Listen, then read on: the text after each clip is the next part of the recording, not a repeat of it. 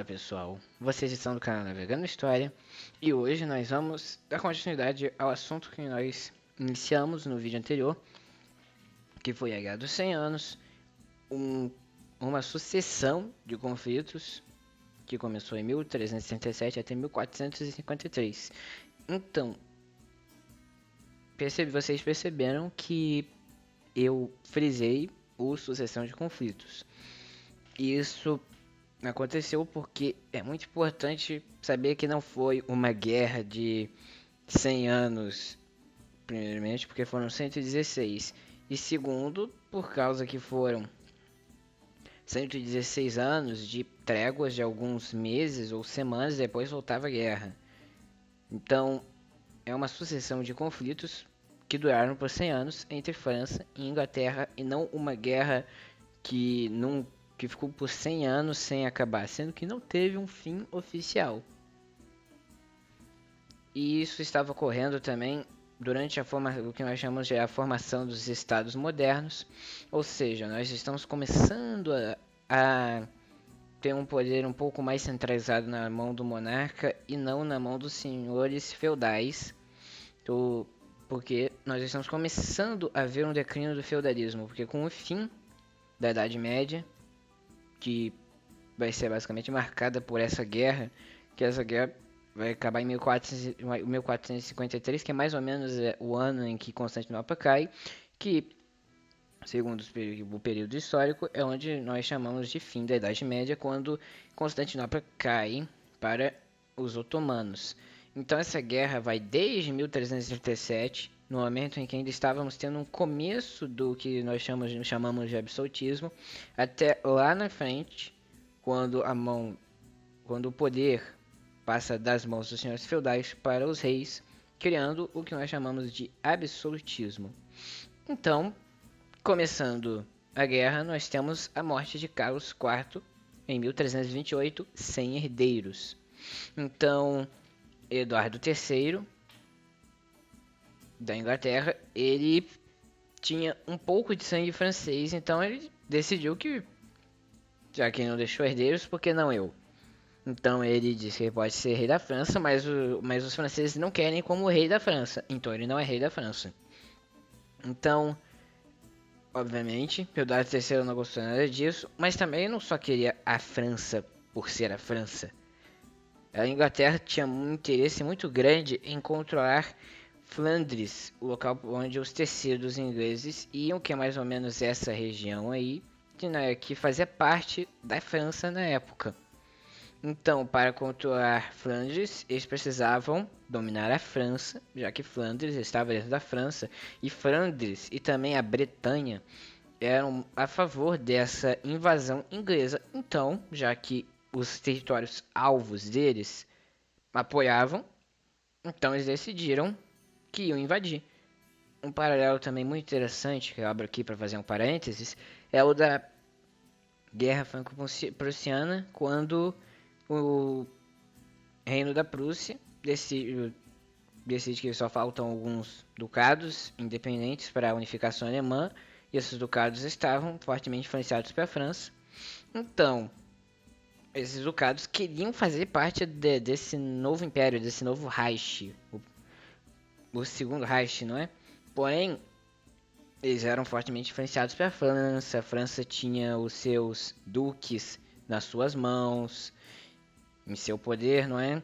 Então, a Alemanha fez a guerra franco-prussiana para que a França não pudesse mais ter uma influência tão pesada, porque ia ter que lutar contra ducados da direita, ducados em cima e ducados um pouco embaixo. Então, a França acabou se dividindo e perdendo logo no começo, com o resto da guerra sendo meio que uma guerra civil, enquanto os prussianos assistiam de camarote os franceses se matando em Paris.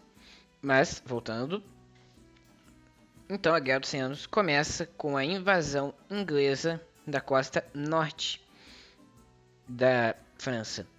Nós dividimos ela em 4 períodos, e no primeiro período, de 1337 a 1364, os ingleses começam vencendo e dominam a parte norte da costa francesa, Flandres e a Bretanha apoiavam essa guerra, como eu já disse, e financiavam ela.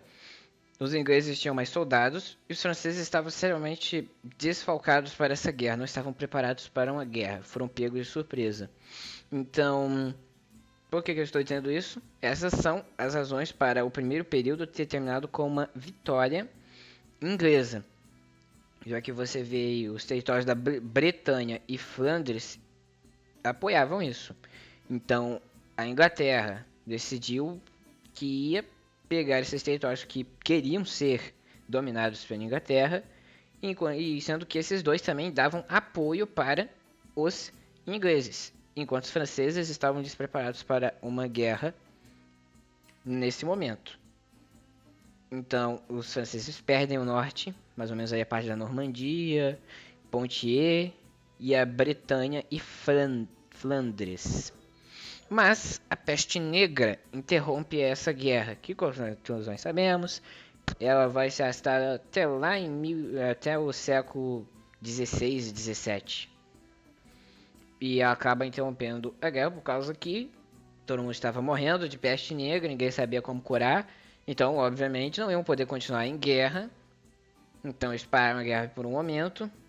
Os nobres franceses, também vendo que está todo mundo morrendo e que eles mesmos estão morrendo de peste negra e com os prejuízos que estão sendo causados por essa guerra, pressionam Carlos V da França a fechar um acordo de paz que cedia uma parte considerável dos territórios franceses ao norte à Inglaterra. Reconhecia também o domínio da Inglaterra sobre os territórios já conquistados.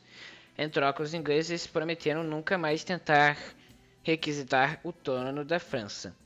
Mas nós então entramos no segundo período, de 1364 a 1380. Sim, foi só por alguns meses que esse tratado valeu, porque era esperado, eu imagino que vocês também esperassem, né, que os ingleses quebrassem o acordo, mas não. Os próprios franceses quebraram o próprio acordo, decidindo atacar de volta a Inglaterra, que estava obviamente desprevenida. Então os franceses recuperaram uma boa parte, mas não todos os territórios perdidos anteriormente. Se destaca aí também Bertrand du Guesclin, que se utilizou de táticas de guerrilha e centralizou o exército francês, começando aí dando um modelo para as próximas guerras e um princípio de um general supremo sobre o exército. É mais ou menos nessa guerra dos 100 anos que nós também temos com o começo de organização das tropas francesas, com esse modelo sendo copiado para outras monarquias emergentes no período. Então, Eduardo III vai morrer em 1377. Então, Ricardo II assume com 10 anos de idade. Então, ele obviamente não podia assumir, então ficou uma corte até ele conseguir a maioridade, ou seja, 18 anos. Então, Carlos V morre em 1380 e assume Carlos VI. Com essas mortes dos dois monarcas, da França e da Inglaterra, sendo o fim da segunda rodada de conflitos entre França e Inglaterra, já que os dois reis morreram. Então a cadeia de comando francesa acabou ficando quebrada, e enquanto os ingleses já também tiveram um período de transição aí. Então encerra-se um segundo período e começa o terceiro de 1380 até 1422, quando Ricardo II será deposto, porque ele estava arrumando muito problema com os nobres, sendo deposto e substituído por Henrique V.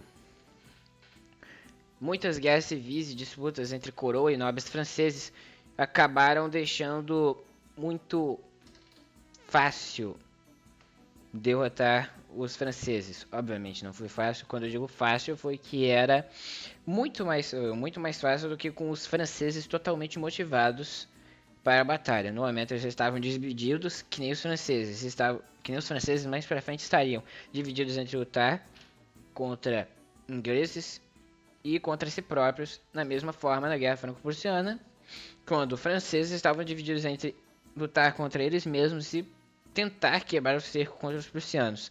Algo que nas últimas semanas a guerra já não vai ser nem mais uma possibilidade, mas enfim. Paris acaba sendo ocupada nesse terceiro período. O Tratado de Troias, em 1420, foi assinado e forçava Carlos VI a deserdar o Carlos VII do trono e a entregar o norte da França aos ingleses.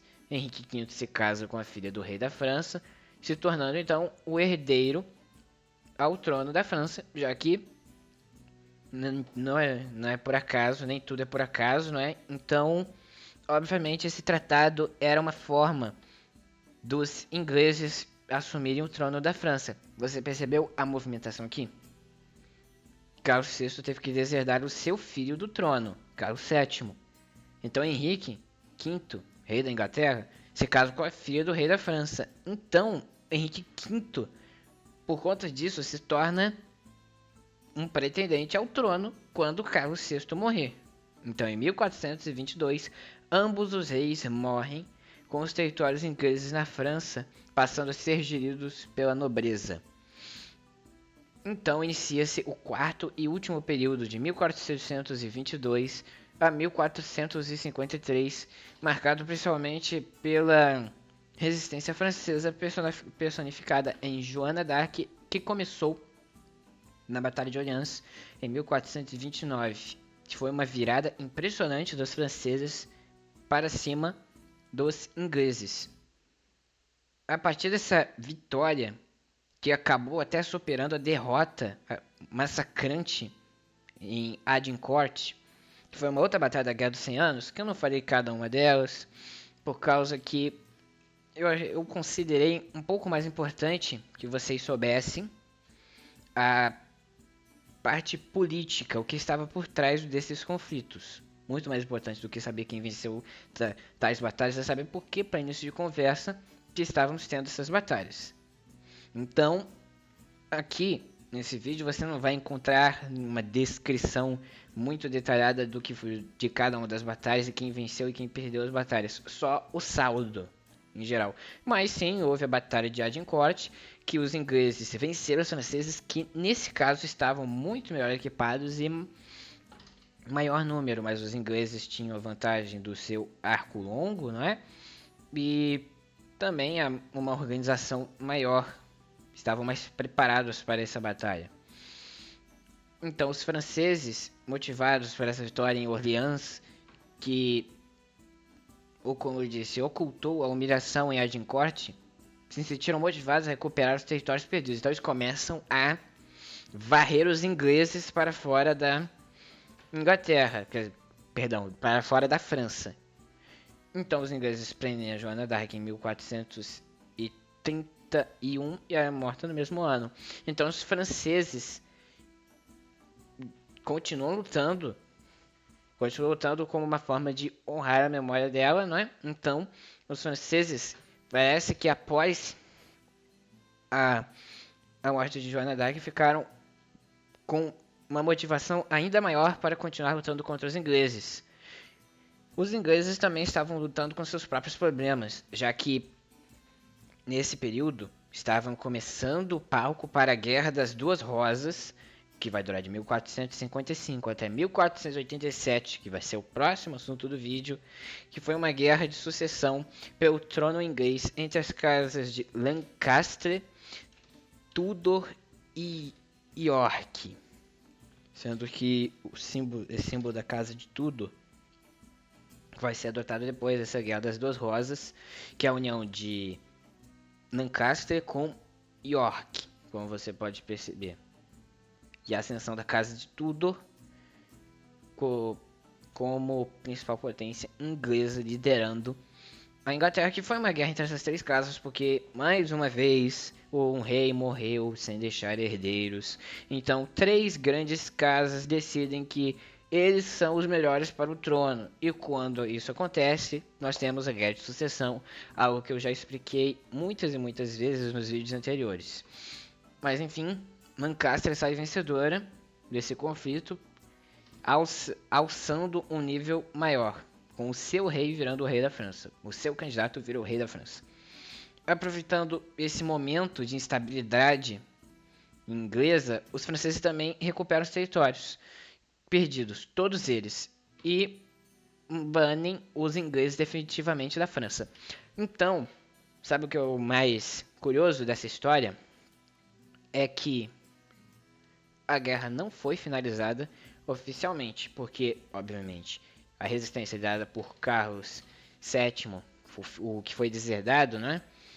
Ela conseguiu expulsar os ingleses da França. Mas, teoricamente, a gente ainda estaria na Guerra dos 100 Anos, porque não houve um acordo oficial finalizando essa guerra. A guerra só acabou mesmo. Nenhum dos dois lados assinou nenhum tratado, só acabou. Mas, obviamente, pela lógica, a gente sabe que não tem mais. Que a Guerra dos 100 Anos acabou.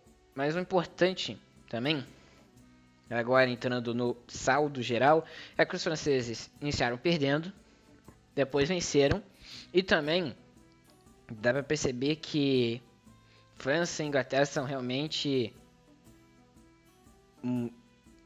não se combinam mesmo, até porque no momento em que a Inglaterra está bem, a França está mal.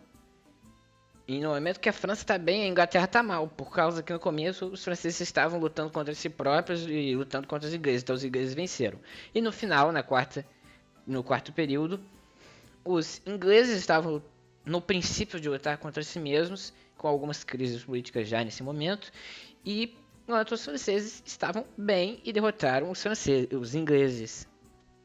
Então essa guerra foi muito importante, porque ela, ela definiu os rumos territoriais da Inglaterra, que nunca mais ia tentar se expandir pelo continente europeu. E, obviamente, vamos ter o Império Colonial Britânico, não é? Mas no momento a Inglaterra, perdão, não ia mais querer tentar ter algum território na Europa, algo que permanece até os dias de hoje, por isso que a Inglaterra é só aquela ilha separada do continente europeu. E definiu os rumos da França, que agora tinha um território um pouco mais estabelecido, um pouco próximo do que é hoje em dia, mas já que esse é o saldo geral que ficou aí, esse é o saldo geral da batalha, do fim da guerra. Mas continuando. Agora a França com esse território já um pouco mais estabelecido, tinha um sentimento nacionalista, né? Porque conseguiram ganhar de virada dos ingleses. Então, esse sentimento nacionalista se inflama, além do estabelecimento de sua monarquia absolutista. O princípio disso, por causa que a partir desse orgulho, nós vamos ter a fundação das bases do que hoje nós conhecemos como Reino da França, que vai dar num absolutismo francês, que será deu base na Revolução Francesa, que vai gerar a Primeira República Francesa, que terá muitos outros períodos que a gente já viu no vídeo da Revolução Francesa, que vai virar o Primeiro Império Francês, que vai virar a Segunda República Francesa, que vai virar o Segundo Império Francês, que vai virar, na verdade, correção, vai virar a partir da queda do Primeiro Império, o Império de Napoleão, vai ter a monarquia Bourbon de volta, restauração Bourbon, depois vamos ter a monarquia de Júlio, depois a Segunda República, depois o Segundo Império e depois a Terceira República, a Quarta República e a Quinta, que é a que a França vive hoje.